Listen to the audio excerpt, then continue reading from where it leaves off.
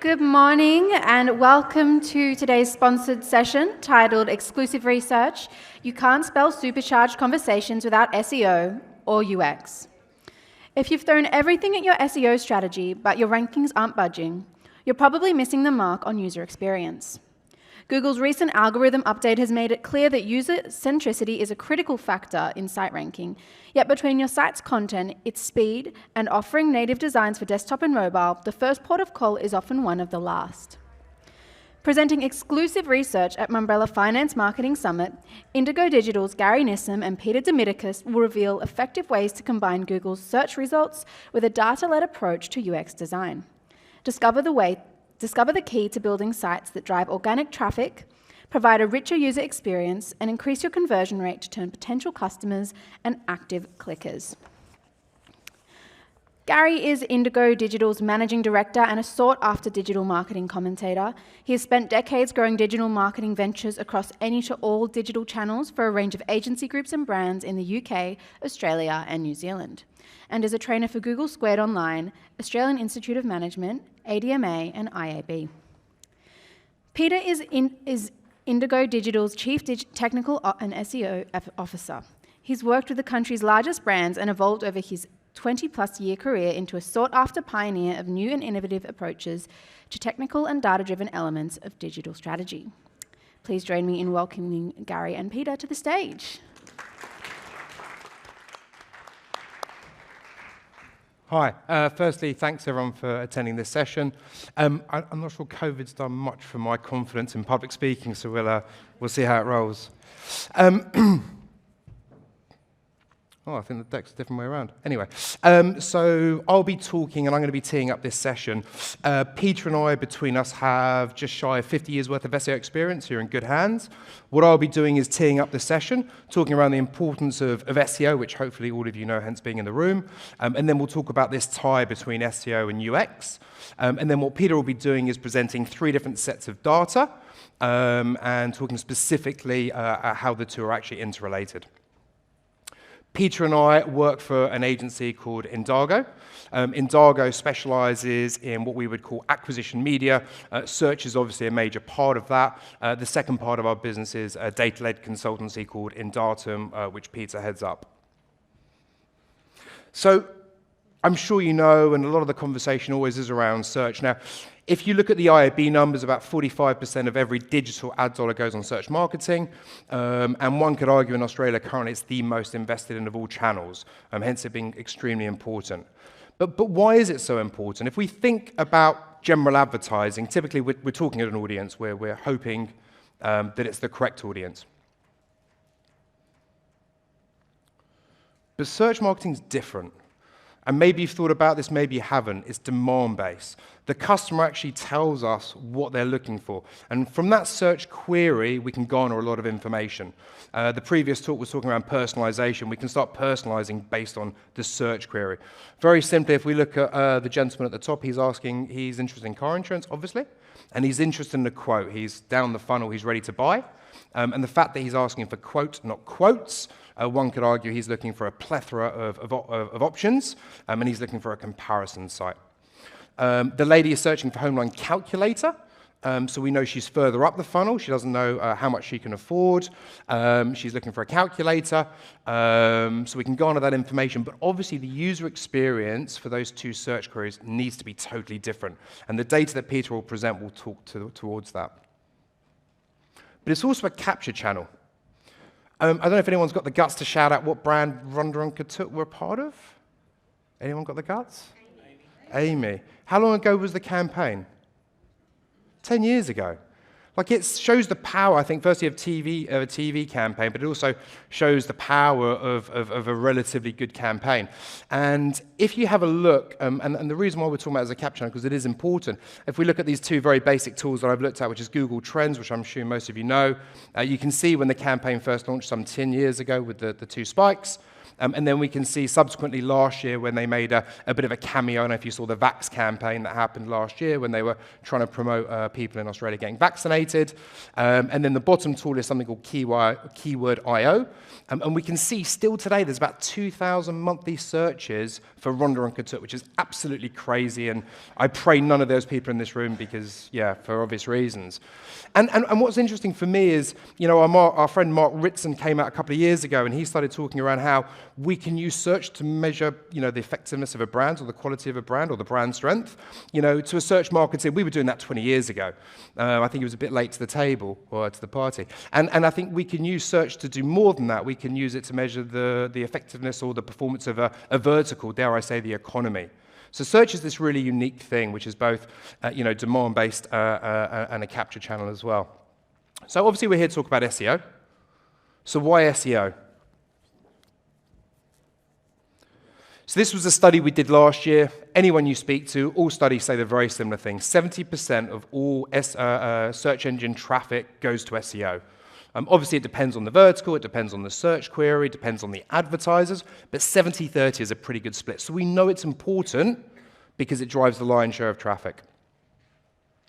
We also know the higher up you appear, the more traffic you obtain. This is an AU study by a very reputable organization, and we can see it exponentially drops off. Interestingly, if you look in the States and the UK, the drop-off is much steeper.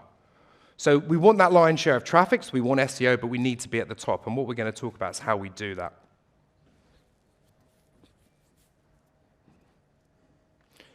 What's in this room? How much of your SEO traffic, how much of your traffic is driven via SEO? How much of your conversions are driven by SEO? I'm going to hope most of you know. I'm going to assume a lot of you don't know. But if we look at our client base, which is pretty diverse, and we're talking about our finance clients in these three subcategories, we're talking roughly 60%. I'm going to suggest if it's under 60%, you're probably not doing the best job, and I'm going to suggest it needs to increase. So what we're going to be talking about is how do we get these numbers to increase. The other reason why we need to be looking at SEO is the increased expense of paid media. Now, a lot of us are going to be spending a lot of money with Google Ads. So I chatted to a mate called Steven, and you're welcome to get his details afterwards. He works for a search marketing competitor intelligence tool called Adthena. Some of you might be using it. I know it's pretty big in the finance space. And what he provided me was increasing cost per click across various verticals over the past 5 years. So this data we're looking at the moment is for home loans. It's not the keyword home loans, it's for the home loans vertical. And we can see an increase, a massive increase of 254% over the past 5 years. The reality of it is, though, if you look at the graph, the increase has been since, what does that look like, maybe June 20? So we're talking about in the past couple of years, a 254% increase. So what we know is that paid media, especially a mature channel like paid search, is becoming unfeasible from a conversion perspective, and we need to be pulling more heavily on SEO. Just a bit of interesting data. You can see the correlation perfectly, and this goes back to the Mark Ritson comment. We can see the correlation between, you know, housing finance approvals and the rising cost per click. You know, more loans are given out. You know, there's more competition. It's pretty easy. Very similarly, if we look at personal loans, very, very similar story. Not such a huge increase, 145%.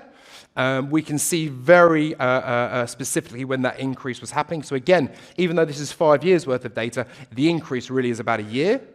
And I'm not saying it's because of this, but quite interestingly, the increase in cost per click on Google perfectly aligns when JobKeeper finished. Cause or effect, I'm not going to swear blind, but you know, it kind of seems that there might be a correlation there. So we know search is important. We know SEO is super important. We need to start talking around UX, because obviously that's what we're here to talk about. What most of you don't know is that Google has been affecting UX since its inception in 1998.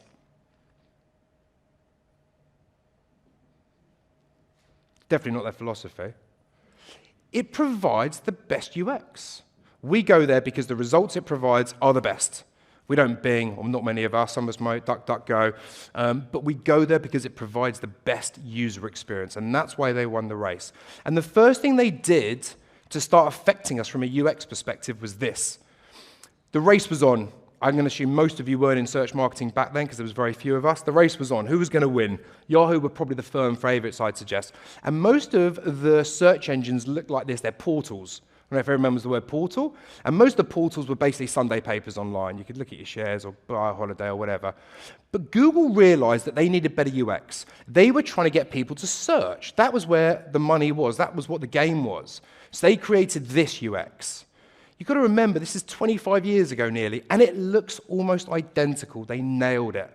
We want someone to do something. We want them to search. Let's give them that as basically the main option. And obviously today it looks very different. So they started understanding UX before any of us did. And then the first thing that they did after that, which happened in 2005, is they launched this thing called Quality Score.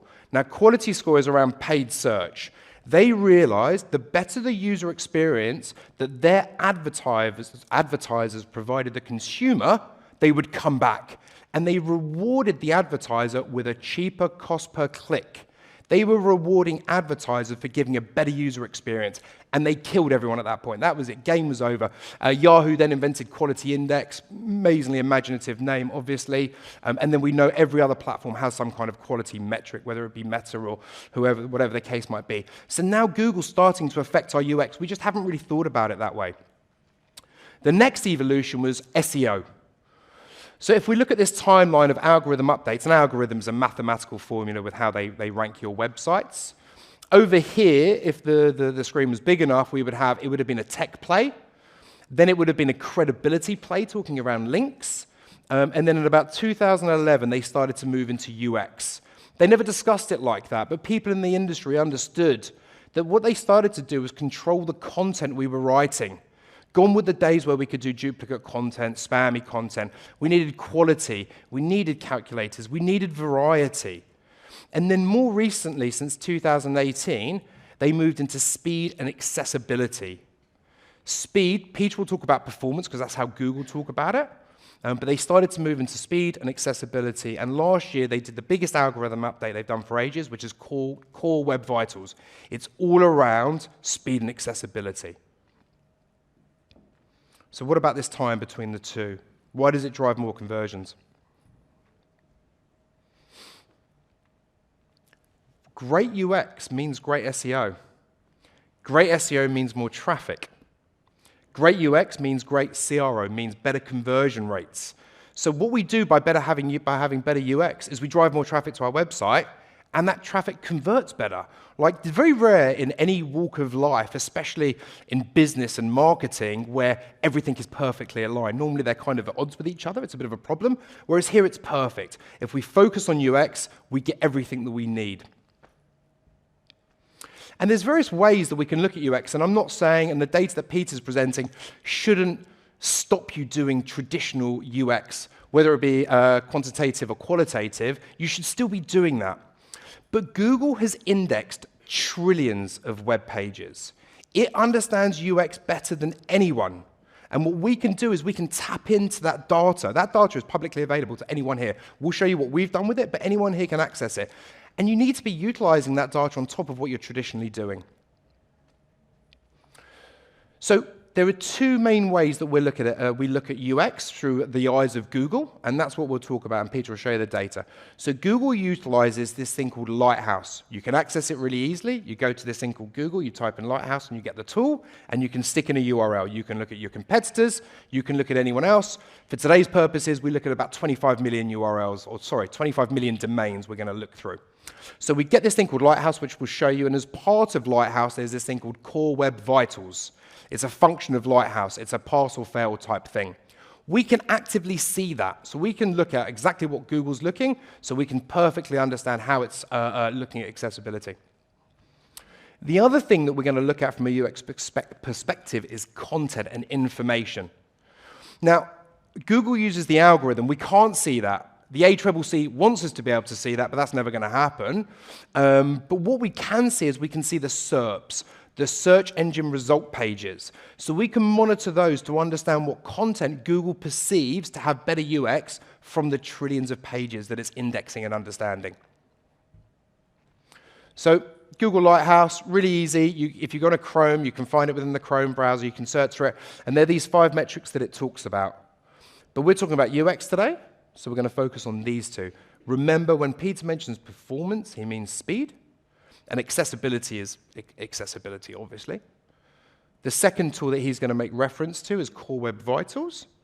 With Core Web Vitals, as I said, he'll talk more about pass or fail, and he's looked at all of you in the room, not physically you, but your websites. And you're not doing as good as you probably think, to be honest with you. Bit of a name and shame, maybe. But here we can see where we're doing a good job, we're doing an okay job, we're doing a bad job. And then the third thing that Peter will talk about is the analysis of the search engine results pages. How do we rank content? How long does the piece of content need to be? How many images does the piece of content need to be? Does it need a frequently asked question section? Does it need a calculator? What needs to be in that content to have good UX and in turn for it to rank? So I'll pass you on to Peter now, who'll talk about some of the research that we've done. Thanks. Thanks, Gary, for that great introduction. So I'm going to talk to you about this unique data. But before we do that, I just want to take you on a little bit of a journey about how we've kind of come to this juncture. So back when I was heading up the SEO team at Indego Digital, we came to the realization that we were sitting on a gold mine worth of data. And we decided at that point to set up a sister agency. We named it Indatum, as Gary spoke about, data consultancy. I moved into a CTO role. From there, we built a data team, and what you see on screen essentially is part of what the data team has put together, a data warehouse. This data warehouse extracts data from various different APIs, marketing sources, etc. And we enhance that data with some of the proprietary kind of systems and software that we've built over the years.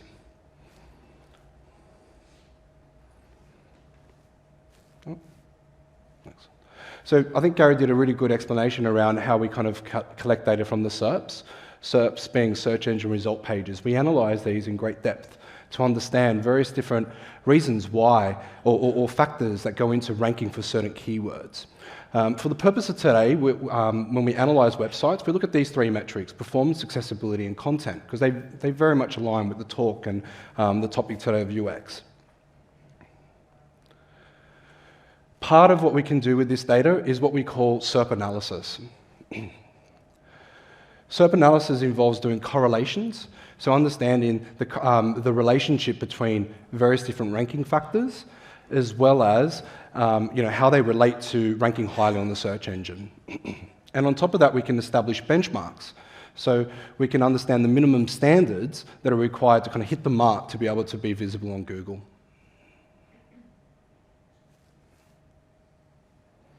So I'm going to be taking you through three separate data pieces today. These data sets are really big in size, right? The numbers are there.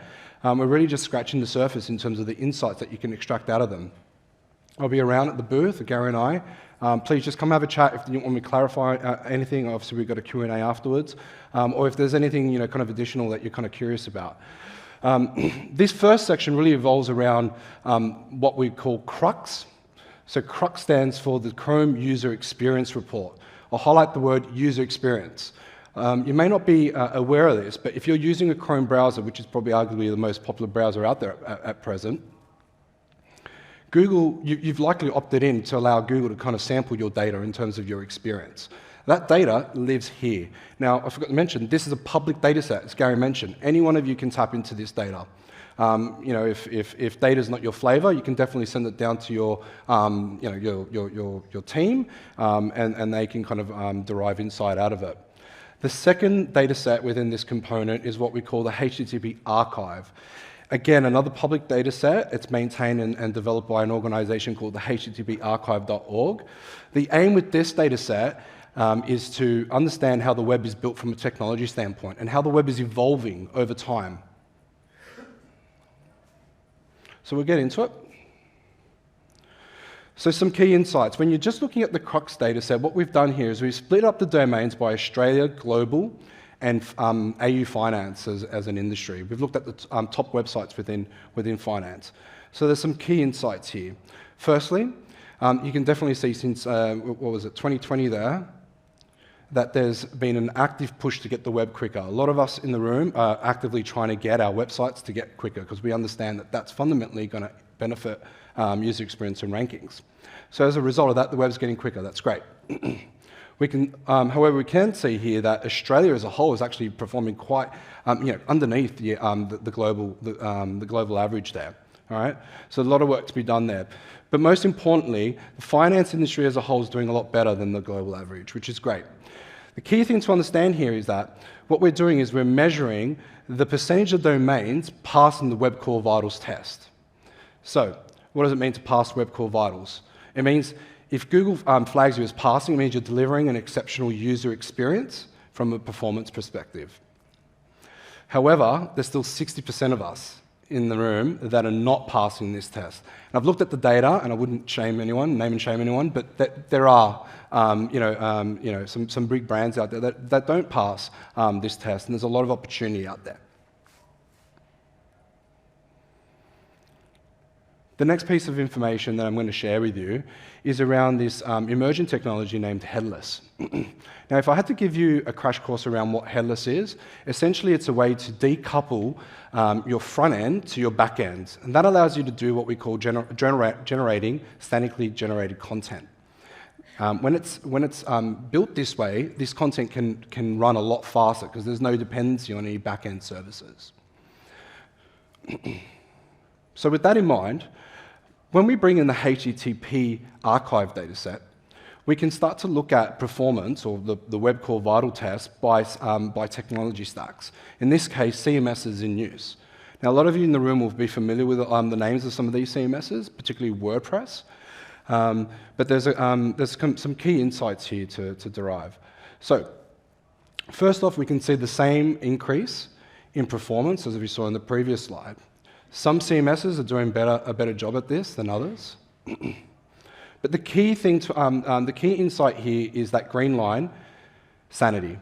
A lot of you may not be familiar with Sanity as a CMS provider, but they are one of the leaders in the technology of headless. And we're seeing this across the board, where people introducing headless technology are simply winning the race instantly because of that factor of statically generated content. So keep that in mind. So we're going to move on to the second data set. So this data set is where we're tapping into our data warehouse. Now, the key difference with this data set is that this is where we start to correlate the ranking factors to the ranking positions. So we've been collecting this data since 2020.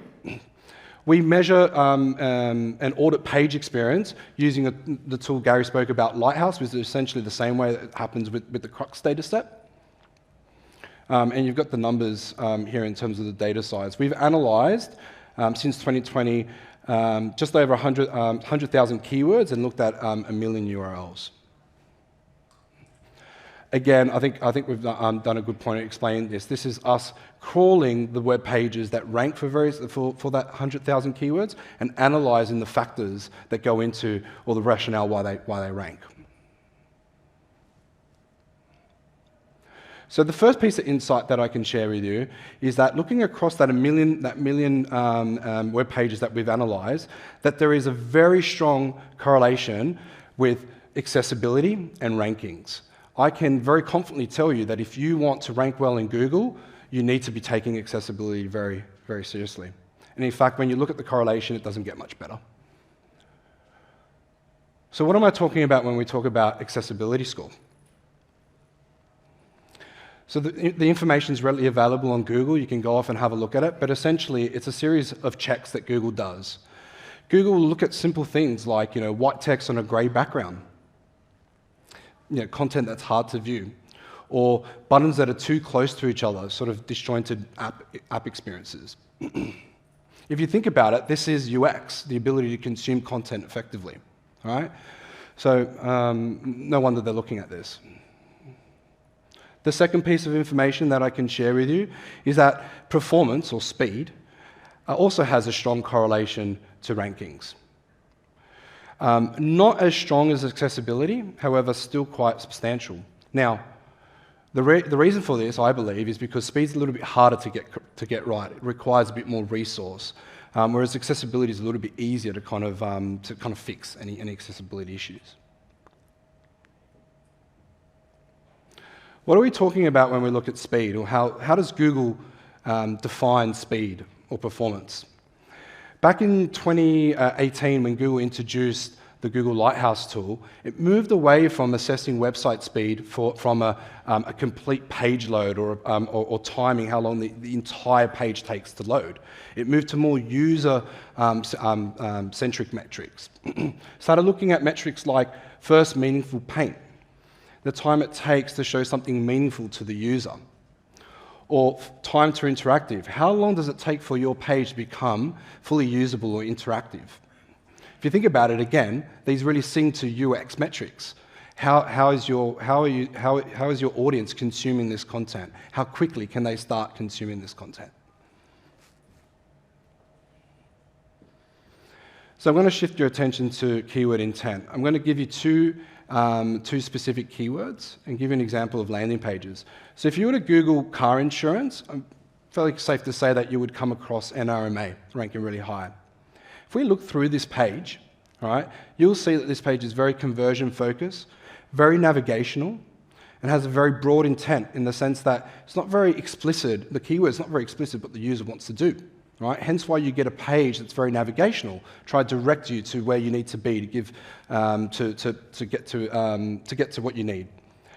And you'll also see that the content on these pages are relatively low, right? As opposed to what we would call a more long-tail query. So the example here is, does car insurance cover hail damage? You'd very likely come across Finder. I know there's a few people from Finder here, so you're doing a great job. I think you guys ranked first for this query. If you look through this page, you'd obviously find that it's very research-focused, informative. The intent's very narrow because it's very specific to the subject that it's trying to cover. And more often than not, there's a lot more content on these pages because you're trying to give the user a very detailed answer. So with that in mind, there's no surprise why we see this correlation. We see that the query, or the keyword word count, the length of the query, has a very strong correlation with the length of content we're seeing on pages that rank. So that's the correlation on the left, and obviously subsequently you see that same correlation with pixel scroll height. So the size of the page is obviously a very intertwined relationship.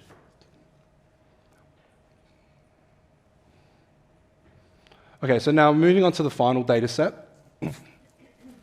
This one's very similar to the previous one. However, what we've done with this one is we've looked at a specific set of keywords. In fact, 1,000 of the top performing queries within the finance space. As a result of that, we've been able to look at 20,000 URLs, and we've done a very similar analysis.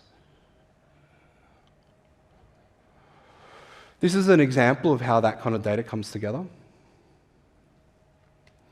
On the far right, I want to draw your attention to the far right, how we've kind of labeled the intent. So we've labelled the keywords being either conversion focused or research focused. And something really interesting happens when you kind of split your data this way and you look at it this way. First off, who are the top performers? So we do a share of voice or kind of understand who's dominating the space across that kind of dimension. On the right, oh, your right, you've got research. You'll find that the result sets differ quite differently. There are some commonality. So brands like CBA do really well across both, dominating both segments. However, you'd probably see a lot more government sites, much more researchy sites on the research side. And the conversion side, you probably expect to see all the top brands and plays you'd kind of expect to see there. So what are the correlations that we can draw out of this? So I'm going to give you some piece of data that almost contradicts what I showed you previously, but I think it highlights the importance for auditing your data for your specific segment or industry. So we can see here that performance has a strong correlation when it comes to rankings only on the research side, and there's a very neutral correlation on conversion. I believe that this tells a story, however. If you're a relatively smaller brand, it means that you can definitely play, or a lot easier to rank on the, with those research long-tail queries, where we know you're going to get a much better conversion rate and a much better experience. Even more interesting, when we look at accessibility, there's a neutral correlation across both those metrics, right? But what's more important here to kind of to understand is the benchmark.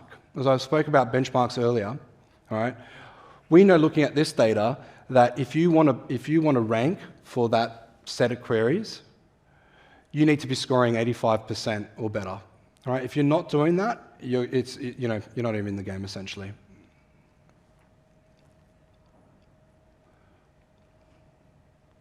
So just going to wrap it up. Some takeaways. So use your data. Like I said, that public data set is available to everyone. You can tap into it. But you can do your own research. Look at the SERPs, right? Look and understand what content is ranking, understand user intent. Lighthouse. Lighthouse is a free tool, as Gary mentioned. Just Google it, put in your page, look at your competitors more importantly as well. Right? Are you passing? Those tools will give you suggestions as well around what can be done to improve or any issues that Google kind of sees. All right? Talk to your tech teams. And technology is a big thing. All right? So look at your technology. If you're part of a web dev team or have access to a web dev team or part of Sprint, right? Make sure that Core Web Vitals is part of that, right? Or if you're going through a new website build, make sure that Core Web Vitals is part of your RFP. All right? It's obviously very important. And if possible and you've got the resource, definitely look at headless as a technology. I'm going to pass it over to Gary, but thank you very much. And obviously I'm around if anyone wants to have a talk.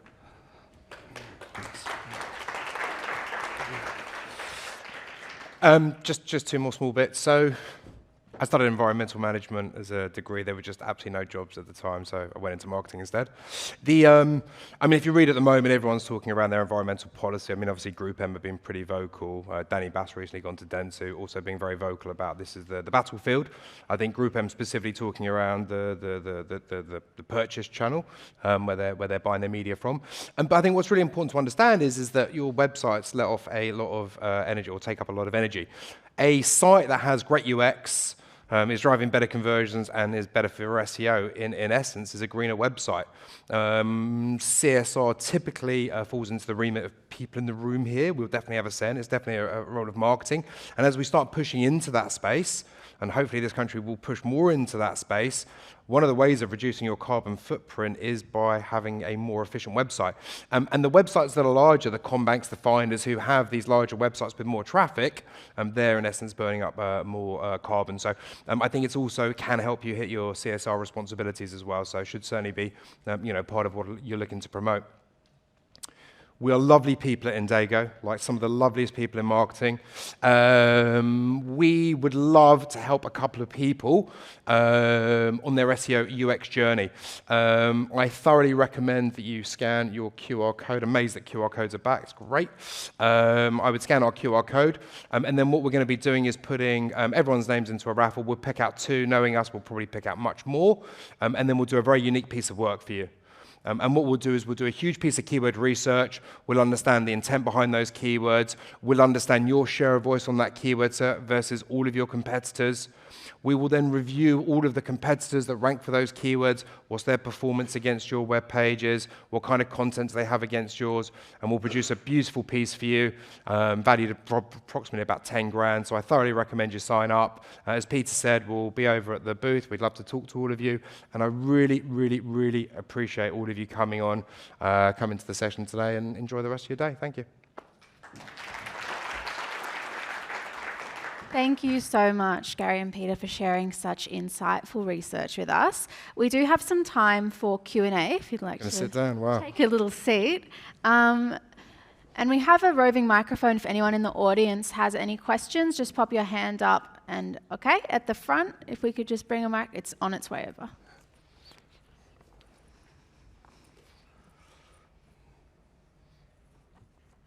Thanks, Gary and Peter. Very insightful.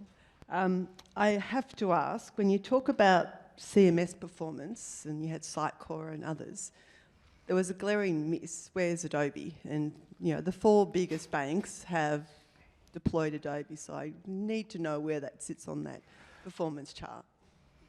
Why did you leave it off? Total miss. There's obviously so many CMSs that we can label on there. Yeah. I can definitely get you that data, no problem at all. Gut feel, where do you think it performs relative to, say, Sitecore? I would say probably not very well, but that's a guess. Even with I'm happy to be wrong. Shown as a really strong performer, and they're a big Adobe house, aren't they? So Sorry. CBA is a big, as you said, was a big performer, so they're a strong Adobe house. You'd be very surprised in terms of the Web Core Vital test. I don't want to name anyone, but yes. But I think anyone who signs up will send you that data. So actually to pull that, and you're welcome to ping us, you've got my details, because obviously we've tapped into the API to tell you what CMS is and how they're performing is a very easy thing to do. So we'll definitely give you that data, Karen. Yeah. Great, thank you. And does anybody else have a question? There's up the back there.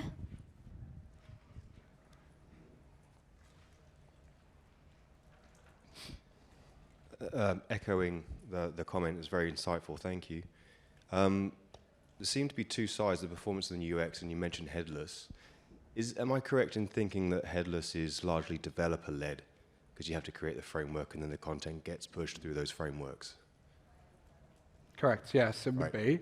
Often enough, though, a lot of these initiations kind of start at this level in terms of marketing. In my opinion, right, I don't think these kind of metrics are on developers' kind of mindset, right? And if it's at this level and we're pushing for more performance, that's when I think you'd probably want to be kind of suggesting those type of technologies. And the reason I ask that is because then you've got the dichotomy of the UX, right? Because developers are wonderful at what they do, but they're not UX designers, right? You might end up with a 1998 Yahoo page, for example, if they were left to their devices. Given that UX is the flip side of the coin, right? So you need a well-designed page, which is where a UX designer would come in.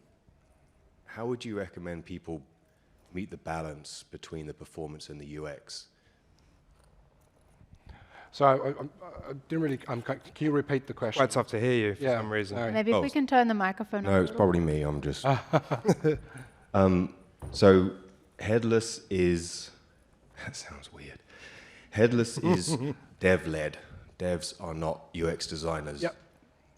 UX is the other side of that coin. How do you make the balance between the performance and the UX, given that there are 2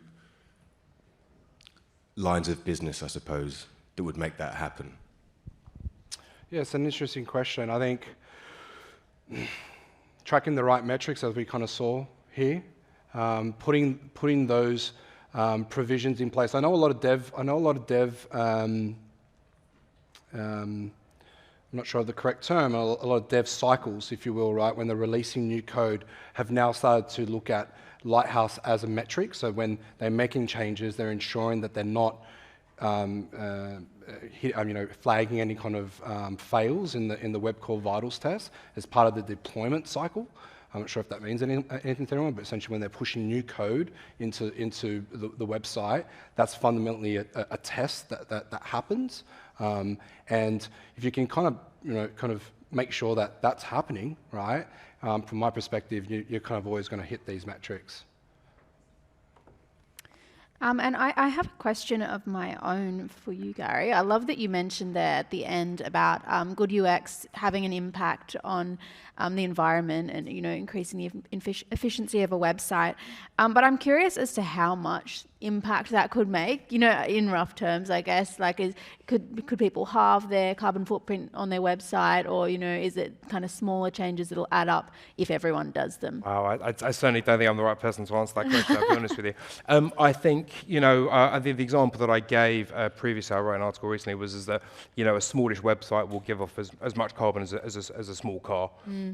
So as to how much you can decrease that, I think even if you can decrease it by 5-10%, I think it's still meaningful. Yep. As to what the percentages are, it's very, very difficult to know. And I think one of the key problems is that I think actually the industry doesn't know, and I think over time there'll be better tools to actually measure the effectiveness of making your site better from a carbon footprint perspective. Yeah, absolutely. Thank you. Does anybody else have a question? We have time for probably one more question. Up the front here.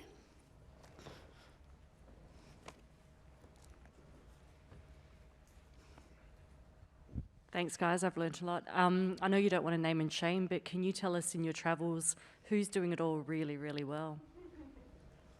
Definitely Finder. They are, I would almost say, industry leaders when it comes to that research space. And you can see, you probably see in the slides when they go around, they also, as a result of that, they're actually doing really well around those kind of, those prize keywords, the short tail keywords as well.